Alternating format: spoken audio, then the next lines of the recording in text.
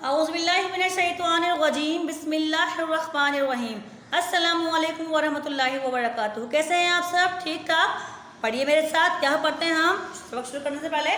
ربی زدنی علما، ربی زدنی علما، اے میرے رب میرے علم میں اضافہ عطا فرما۔ جی کلاس، پہلے ہم پڑھتے ہیں سبق کی، آج نیا سبق ہے ہمارا، اور پہلے ہم پڑھتے ہیں اسلامی اعتبار۔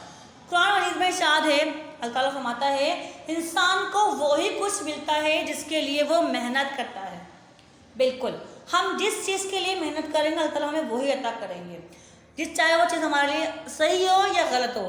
صحیح غلط کی بات نہیں کر رہے، انسان محنت جس کے لیے کرتا ہے، محنت اس کو اسی کا ہی رزلٹ ملتا ہے، وہی وہ پاتا ہے۔ اور نبی اکرم صلی اللہ علیہ وآلہ وسلم نے فرمایا علم حاصل کرنا ہر مسلمان مرد اور عورت پر فرض ہے۔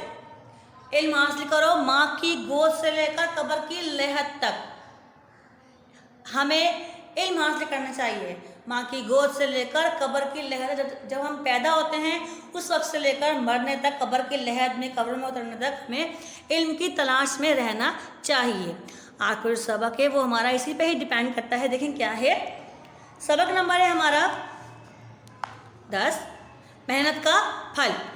آج ہم پڑھنے جا رہے ہیں محنت کا پھل۔ ایک کہانی ہے، بہت اچھی کہانی ہے، سن کے پڑھنے میں آپ کو مزہ آئے گا۔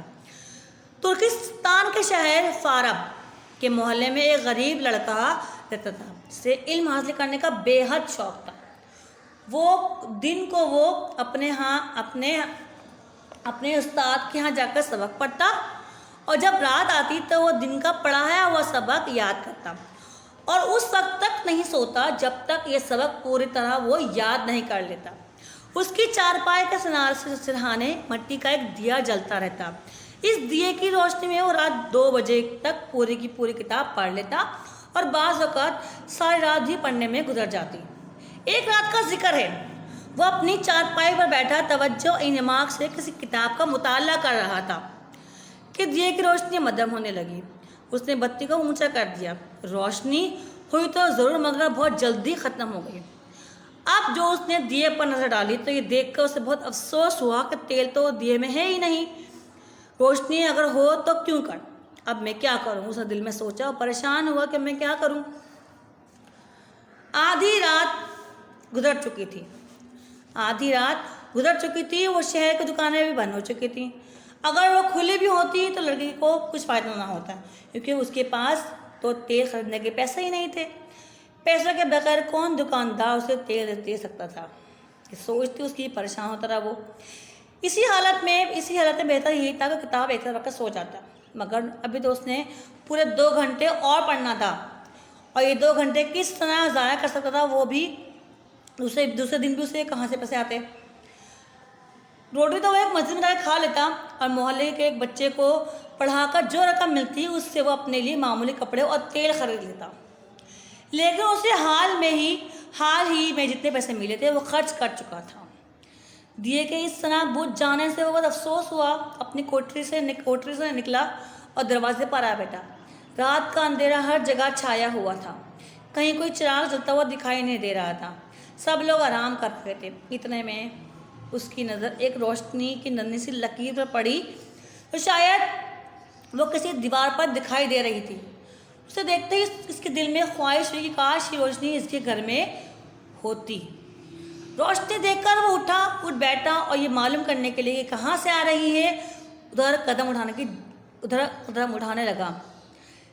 ادھر سے روشنی آ رہی تھی، وہ اپنی کتاب وہ ساتھ ہی لے آیا تاکہ موقع ملے تو اس روشنی میں کتاب کا باقی حصہ پڑھ لے اور پھر وہ واپس آ جائے۔ کچھ دور جا کر اس نے دیکھا ہے روشنی ایک قندیل۔ جی ہاں، یہی وہی لوگ ہوتے ہیں جو محنت کرتے ہیں اور علم کی جستجو، علم کو پانے کے لیے اتنی محنت کرتے ہیں، تو پھر دنیا کے قدموں میں کیوں نہیں آئے گی؟ جس کو اپنے آرام کا خیال نہیں ہے، اپنی پرواہ نہیں ہے، کہ اس کو صرف یہ فکر ہے کہ میری کتاب باقی رہ گئی، مجھے پڑھنا ہے اس کو، اور اس نے وہ پڑھی۔ اس کو ایک روشنی نظر آئی، وہ اس کے پیچھے گیا کتاب لے کر کہ میں اس روشنی میں موقع ملتے ہی کتاب پڑھنا شروع کر دوں گا۔ وہ روشنی ایک قندیل سے آ رہی تھی، پیش رن کریں گے آپ، قندیل سے نکل رہی تھی جو محلے کے چوکیدار کے ہاتھ میں تھی۔ جی ہاں، محلے کے چوکیدار دیکھا ہوگا اکثر اس کے پاس، اب پہلے تو اس کے پاس قندیلیں ہوا کرتی تھیں، لالٹین ہوا کرتے تھے، لیکن آج تو ٹارچ لے کے گھومتا ہے۔ چوکیدار کے ہاتھ میں تھی، اس نے چوکیدار سے بڑے ادب کے ساتھ کہا اگر آپ اجازت دیں تو میں قندیل کی روشنی میں کتاب پڑھ لوں۔